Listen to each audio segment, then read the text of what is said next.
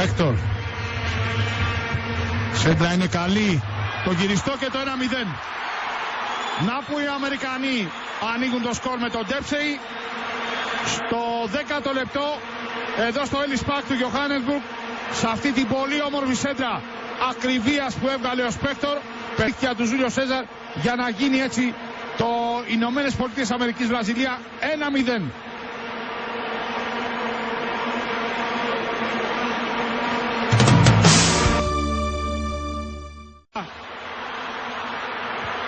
Στην κόντρα πολύ ωραία ο Ντόνοβαν, θα κοντρολάρει την μπάλα, θα σουτάρει, είναι το 2-0.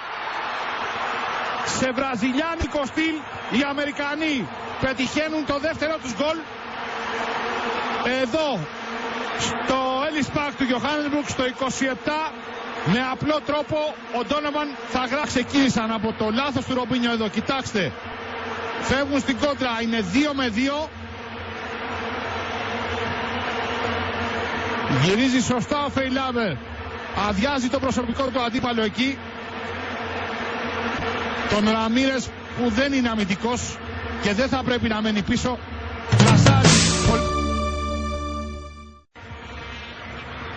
Ραμίρες, η μπάλα πίσω, Μαϊκόν, Λουίς Φαμπιάνο, αμέσως το σουτ, το 2-1 για τους Βραζιλιάνους. Με το ξεκίνημα του δεύτερου ημιχρόνου, ο άνθρωπος που είχε κάνει ελάχιστες προσπάθειες, που δεν είχε φανεί πολύ, που δεν είχε φανεί σχεδόν καθόλου, ένα διαφορετικό χρώμα σε αυτό το τελικό. Η σέντρα του Μαϊκόν, το κοντρόλ, αμέσως το σουτ, η μπάλα κάτω από τα πόδια του Ντεμέριτ. Ο Τιμ Χάουαρντ, κορφαίος ίσως των Αμερικανών στο πρώτο ημίχρονο, δεν μπορούσε να κάνει τίποτα. Περνάει μπροστά ο αρχηγός της Εθνικής Βραζιλίας, βγάζει για τον Κακά. Κακά με τον Σπέκτορ, θα τον αποφύγει, μπαίνει στην περιοχή, γυρίζει παράλληλη σέντρα, η μπάλα είναι γκολ.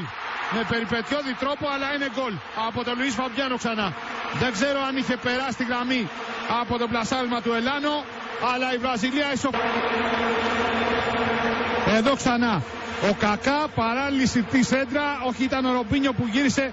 Τελικά η μπάλα χτυπάει στο δοκάρι. Από αυτή την κάμερα το δούμε καλύτερα. Ο Ρομπίνιο στο δοκάρι μπάλα και από κοντά ο Λουίς Φαμπιάνο θα νικήσει. Η κεφαλιά καρφωτεί το 3-2 από το Λούσιο. Ναι, είναι ο αρχηγός της Εθνικής Βραζιλίας που κλαίει στο 80. Είναι ανίκητος, κοιτάξτε ξανά. Θα καρφώσει την μπάλα, θα νικήσει τον Ντέψεϊ στον αέρα. Θα καρφώσει και τον Χάουαρντ την μπάλα στο κάτω δοκάρι και στα δίκτυα.